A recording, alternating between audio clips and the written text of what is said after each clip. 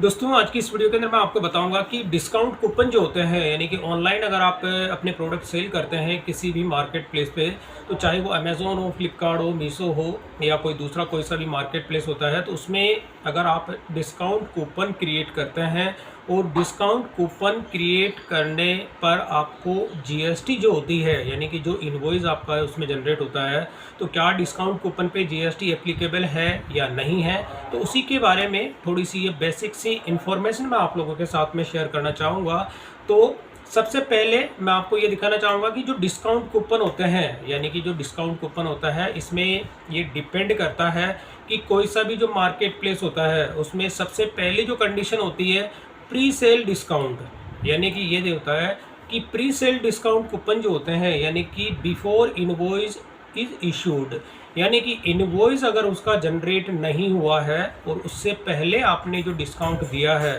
तो इस केस में क्या होगा कि इनवॉइस जनरेट होने के बाद, यानी आपने ये प्री सेल जो होता है इसका इनवॉइस जनरेट नहीं हुआ, यानी आपने डिस्काउंट दिया, जब कस्टमर ऑर्डर को प्लेस करता है और प्लेस करने के बाद में वो कूपन उसमें अप्लाई करता है और अप्लाई करने के बाद में डिस्काउंट जो होता है उसको उसमें उससे कूपन कोड के बेस पे डिस्काउंट मिल जाता है और उसी के बाद में इनवॉइस जनरेट होता है, तब आपको जो डिस्काउंट उस पर लगा है और उसके बाद का जो रेस्ट अमाउंट होता है केवल आपको जीएसटी उसी पे करना है, बाकी डिस्काउंट वाले अमाउंट पर आपको जीएसटी पे नहीं करना। पहला रूल ये है। तो डिस्काउंट टाइप में क्या होता है कि मैंने आपको पहले बता दिया कि जो डिस्काउंट टाइप होता है ये आपका बिफोर सेल होता है। तो इसमें क्या होता है कि जो भी आपका परसेंटेज आपने उसमें अप्लाई किया हुआ है वो डायरेक्टली जो होता है प्रोडक्ट की जो प्राइस होती है उसको कम कर देता है। तो अब इसमें क्या होता है, जीएसटी एप्लीकेबल जो होता है कि है कि नहीं है, तो मैं आपको बता देता हूँ कि इस केस में आपका क्या करना होता है कि जो जीएसटी जो आपका इनवॉइस जनरेट नहीं हुआ है, यानी उससे पहले डिस्काउंट उसको मिल गया है, तो जीएसटी की जो कैलकुलेशन उसमें की जाएगी वो आपका डिस्काउंट जो प्राइस होती है, यानी डिस्काउंटेड प्राइस जो होती है, यानी कि उस पर आपका जीएसटी एप्लीकेबल होगा। और इसमें फॉर एग्जांपल यहाँ पे मैं आपको बता देता हूँ कि जैसे आपका प्रोडक्ट जो होता है 1000 का प्रोडक्ट है, उस पर आपने 10% का डिस्काउंट दिया हुआ है, तो 10% का जैसे ही डिस्काउंट इसमें अप्लाई हो जाता है तो जीएसटी जो होता है, यानी GST will be calculate on 900, यानी कि जो जीएसटी एप्लीकेबल हो जाएगी, ये वाला जो अमाउंट आप देख रहे हैं जो डिस्काउंट के बाद में जो अमाउंट होता है 900 रुपये का जो अमाउंट होता है, इस पे जीएसटी कैलकुलेट होगी, यानी कि इस पे आपको अपनी जीएसटी एप्लीकेबल होगी। तो ये वाली चीज़ तो होगी। ये स्पेशली क्या होता है कि प्री सेल डिस्काउंट जो होती है ऑनलाइन सेलर्स के लिए होती है। और इसके बाद में होता है पोस्ट सेल डिस्काउंट। तो पोस्ट सेल डिस्काउंट ये होती है दोस्तों, ये होता है जितने भी ऑफलाइन जो होती है उसमें ज़्यादातर होती है, ऑनलाइन के केस में तो ये पॉसिबल नहीं है। तो आफ्टर इनवॉइस इशूड, यानी कि अगर आपने क्या होता है कि कुछ ऐसे आपने ऑफलाइन की बता रहा हूँ ये, क्योंकि ऑनलाइन के अंदर थोड़ा सा ना के बराबर इस तरह का पॉसिबिलिटीज़ नहीं होती है। तो डिस्काउंट टाइप क्या होता है कि यहाँ पर आप देखेंगे कि जो आप ये डिस्काउंट देते हैं, यानी आफ्टर सेल होने के बाद में अगर आप कोई डिस्काउंट दे देते हैं, ये ऑफलाइन के केस में बता रहा हूँ, तो यहाँ पर क्या होता है कि इसमें आपकी जो भी ट्रेड होता है या आपने उसमें डिस्काउंट फिक्स किया हुआ है या वॉल्यूम के बेस पे किया हुआ है या प्राइस के बेस पे किया हुआ है, तो इस तरह का जो डिस्काउंट होता है, यानी सेल के टाइम पे आपका जो है उसमें एक तरह का एग्रीमेंट हो जाता है या कुछ भी आ जाता है कि इतने के आप अगर हमारे से माल परचेस करते हैं तो हम आपको पर्टिकुलर इतने रुपए का जो है डिस्काउंट आपको इसमें दे देंगे। तो यहाँ पे अब इस केस में जीएसटी की जो एप्लीकेबिलिटी जो होती है वो इसमें क्या कहती है, तो ये मैं आपको बता देता हूँ कि इस तरह का जो केस होता है इसमें आपको अगर इनवॉइस आपका पहले इशू कर दिया जाता है और करने के बाद में इसका जो डिडक्शन जो होता है, यानी डिडक्टेड जो होता है फ्रॉम द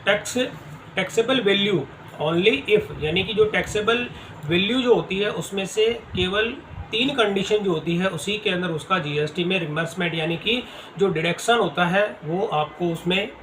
देखने को मिलता है। यानी कि नॉर्मली सेल होने के बाद में जो कुछ टर्म्स एंड कंडीशन होती है उस कंडीशन के बेस पे ही आप उसमें जीएसटी का जो है कम कर सकते हैं, नहीं तो जो पूरा इनवॉइस आपका होता है उस पर आपको जीएसटी एप्लीकेबल उसमें बनती है। तो पहला इसमें होता है डिस्काउंट जो होता है, ये आपका एग्रीमेंट मैंने आपको बता दिया था। तो बिफोर सेल, यानी सेल से पहले अगर आपका किसी भी पार्टी के आपने जिसको भी माल सेल किया है उसके बीच में अपनी कॉन्ट्रैक्ट अगर आप साइन करते हैं, एग्रीमेंट अगर आपका बना होता है, तो उस केस में आपको एप्लीकेबल इसमें जीएसटी एप्लीकेबल हो जाती है कि आपका इसमें एग्रीमेंट साइन हो रखा है कि हम इतने तक का अगर डील करेंगे तो उसमें हम इतना डिस्काउंट आपको देंगे। और इसी के साथ में होता है कि डिडक्शन जो इसमें होता है, आपका जो डिस्काउंट जो होता है, यानी आपने जो डिस्काउंट उसमें दिया है वो उस इनवॉइस से लिंक होना चाहिए, यानी उसमें वो मेंशन होना चाहिए। और इसी के साथ में क्या होता है कि इनपुट टैक्स क्रेडिट, यानी कि जो रिसिपिएंट होता है उस केस में आप देखेंगे कि डिस्काउंट जो होता है वो उसको रिजर्व जो होता है उस केस में कर सकता है आईटीसी जो होता है इसमें, यानी इनपुट टैक्स क्रेडिट जो होता है यहाँ पर ये उसी के बेस पे, यानी डिस्काउंट के बेस पे। तो ये चीज़ हो जाती है, यानी कि मेन पोस्ट पेड डिस्काउंट जो होती है ये बेसिकली ऑफलाइन के लिए होती है, और प्रीपेड जो सेल होती है ये ऑनलाइन सेलर्स के लिए होती है। अब यहाँ पे होता है कंडीशन डिस्काउंट, यानी कंडीशनल जो डिस्काउंट होता है ये इसमें क्या होता है कि पर्टिकुलर एक क्राइटेरिया दिया जाता है, यानी इस केस में भी क्या होता है कि पर्टिकुलर एक अमाउंट दिया जाता है। तो ये अमाउंट भी क्या होता है, कुछ कंडीशंस होती हैं, कंडीशंस भी अलग अलग तरह की होती है। अलग अलग सेलर्स आप ऑनलाइन भी कर सकते हैं और ऑफलाइन भी कर सकते हैं, यानी कि आप देखते हैं कि अगर इस प्रोडक्ट के साथ में ये प्रोडक्ट अगर आप परचेज करते हैं तो इसके साथ में आपको इतना डिस्काउंट दिया जाता है। हालांकि इस तरह के जो ऑनलाइन दूसरे मार्केट प्लेस होते हैं इस चीज़ को प्रोहिबिटेड कर देते हैं कि आप इस तरह का कोई भी ऑफर या कहीं जो कस्टमर को आप इस तरह से दे नहीं सकते डायरेक्टली। लेकिन मतलब ये डिस्काउंट कूपन के लिए होता है कि अपने अगर खुद का अपना स्टोर होता है तो उस चीज़ के लिए आप कर सकते हैं। जो कंडीशनल डिस्काउंट्स जो होते हैं वो उसमें क्या होता है कि डिस्काउंट का जो टाइप होता है, आप अगर कोई डिस्काउंट ऑफर करते हैं उस केस में, तो उस केस में क्या होता है कुछ वाउचर्स होते हैं या कूपन्स होते हैं, तो वो जो कूपन्स होते हैं उसमें रिड्यूस कर देते हैं प्राइस को जो सेल के टाइम पे। तो इसमें क्या होता है कि जीएसटी जो एप्लीकेबिलिटी होती है, यानी इस केस में क्या होता है कि जीएसटी का जो कैलकुलेशन की जाएगी तो यानी सेल के टाइम पे जो होता है सिमिलर, यानी कि जो प्रीपेड डिस्काउंट होता है उसी के सिमिलर यहाँ पे की जाएगी। और जिन जिन प्रोडक्ट पे या जिन जिन ऐसे ऑर्डर्स थे जिन पे कि आपने कोई कूपन कोड अप्लाई किया है या वाउचर इसमें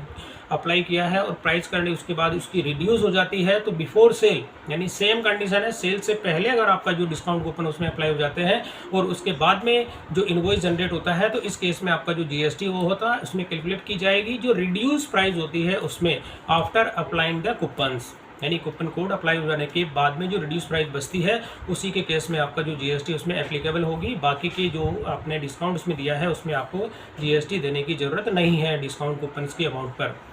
अब इसी के साथ में क्या होता है कि जीएसटी जो कैलकुलेट करता है नेट वैल्यू ऑफ गुड्स और सर्विस, यानी कि जीएसटी जो होती है जो भी आपकी नेट अमाउंट होता है या कोई भी सर्विस का जो चार्ज आपका उसमें होता है उसमें जीएसटी कैलकुलेट किया जाता है आफ्टर अप्लाइंग डिस्काउंट, यानी कि जो भी आपकी सर्विस होती है या जो भी आपके गुड्स होते हैं उस पर आपने जो डिस्काउंट अप्लाई किया है तो डिस्काउंट अप्लाई करने के बाद में जो रेस्ट अमाउंट होता है केवल जीएसटी उसी पे अप्लाई हो जाती है। और if the discount part of the invoice, यानी कि कोई भी अगर आपका इनवॉइस होता है तो उस केस में क्या होता है कि डिस्काउंट जो भी आपका इनवॉइस जनरेट होता है दोस्तों तो उसमें क्या होता है कूपन कोड भी अगर कोई कस्टमर अप्लाई करता है तो उसका मेंशन आपको इनवॉइस जो होता है उसमें होता है कि इसके कस्टमर कोड पे यानी कि प्रमोशनल अप्लाइड होता है या डिस्काउंट कूपन अप्लाइड होता है, इस तरह का जो इनवॉइस अगर उसमें जनरेट होता है तो उसका डिस्काउंट पर्टिकुलर जो परसेंटेज होता है इनवॉइस पे मेंशन होता है, क्योंकि इसी के बेस पे आपका इनवॉइस जनरेट होता है और आपकी जीएसटी रिपोर्ट्स जो होती हैं ऑनलाइन स्टोर की वो सारा सब इसी बेस पे यहाँ पे आपको देखने को मिलती है। तो डिस्काउंट इसमें मेंशन होता है इनवॉइस के अंदर applied before the allowed GST deduction,